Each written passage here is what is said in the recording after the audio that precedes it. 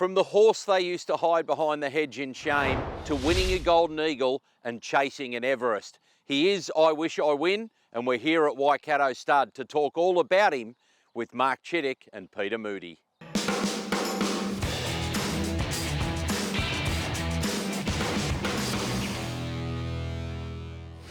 Well, guys, you've already captured a Golden Eagle. Now you're trying to climb Everest together.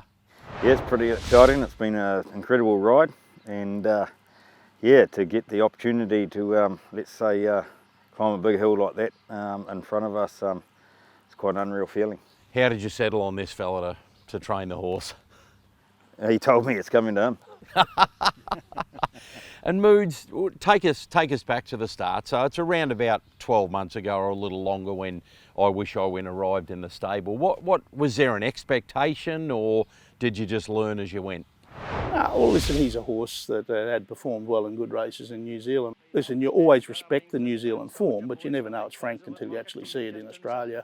I said to Mark at the time, I said, well, listen, he's going to be a bloody handy horse. Did we dream of having an Eagle horse, an Everest horse, or a Group 1 horse? No. When did you start to get excited? When did you get an exciting vibe from across the ditch? It was probably that first start there, and just, let's say, the way he won it.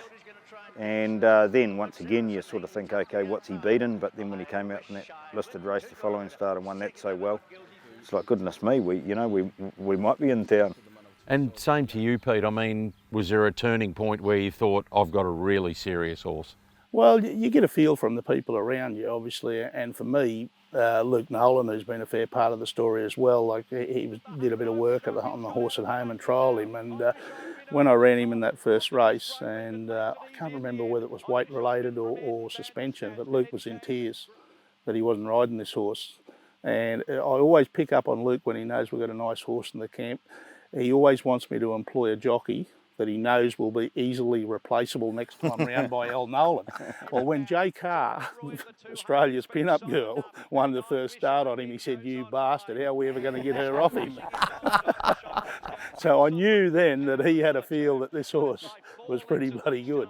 And it all happened really quickly, didn't it? Like suddenly you've got this exciting horse, you're at a tricky point of spring where you've got to try and work out what you're going to do. Was the Cox Plate in your mind at that stage, the Ladbrokes Cox Plate? Well, ultimately, I think I said to Mark, we'll go to the Toorak and that'll be our gate into the Cox Plate. And let's be quite honest, had he won that Toorak, he would have been in the Cox Plate. We wouldn't have entertained the Golden Eagle, to be quite honest. But as you do with horses all the time, you learn about them. He didn't have the best of luck in the Toorak. He drew a little bit awkward. He wasn't at his top either in your mind? Well, we quickly learnt that with this horse, even though he's a tough seasoned gelding, that I think he appreciates a bit of time between the breaks. And from that Sandown run to the Toorak was only 13 days. And it was the only flat run of his career.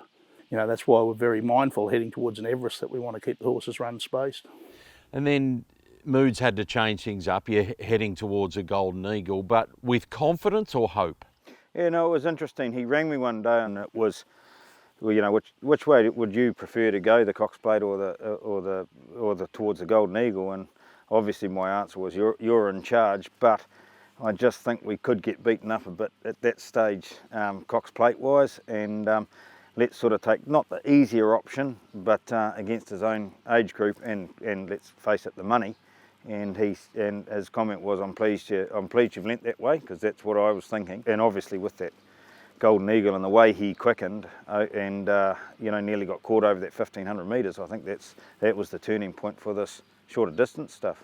You've had so many great moments, but that was a special thrill, wasn't it?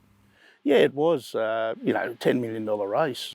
It was an unusual feel, and actually both Luke Nolan and I have so much elation in winning it, but at the same time it feels a little bit hollow, I think, because it's such a young race and it doesn't have the status or the grandeur attached to it. And I could always, Trumby Nolan never won, he doesn't talk a lot, but I said, it's a bit funny, isn't it? We were going to the airport after the race, and I said, it sort of feels a little bit hollow, he said, until the check arrives. I guess the burning question with this horse is, what is he? Is he a sprinter? Is he a middle distance horse?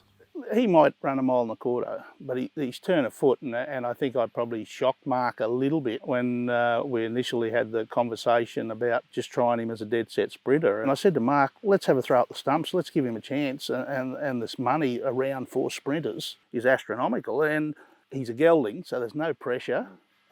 We weren't protecting a big pedigree of an entire or a stallion. Let's try something different, because the turn of foot that we'd seen at home on dry ground particularly was pretty special. So this campaign's sprinting, but you're not. In 12 months' time, you could be stretching out. Who's to say in the autumn we don't have a throw at the stumps at an Australia Cup and put that one to bed? I don't know, but let's worry about that when we worry about it. There's no pressure in it. The options are there with this horse. And going back to your first question to Peter, when he made the phone call to me, he said, you might think I'm mad. Well, we already knew that. but I said, I don't think you're mad at all, considering the sprint races, the way he quickened in that Golden Eagle. But you're right, going into, let's say, later on in the year or next year, if Peter wants to try something else, he will have put a bit of thought into it, and I'm right behind it. And what would an Everest win mean? Oh, well, as I say, I've learned a hell of a lot about the Everest in the last few months, because I didn't think I was ever going to need to know it. And especially now with New Zealand tie-up with the Trackside New Zealand slot and the buzz that's happening in our country. Yeah, the hype as we're getting closer going into it. Usually whenever we've had a runner in a Group 1 race, I start getting a bit wound up, sort of the Monday before. But yeah, it started months ago. Pretty cool to be part of, Moods. Yeah, it is special. I've had the favourite in the Melbourne Cup and I didn't get nervous, but to have one of the ruling favourites heading into a $20 million race, well, that's a different ball game, isn't it? So I don't really know what to expect or how it's going to feel, because we haven't been down that road before. They'll have to take the no smoking signs down.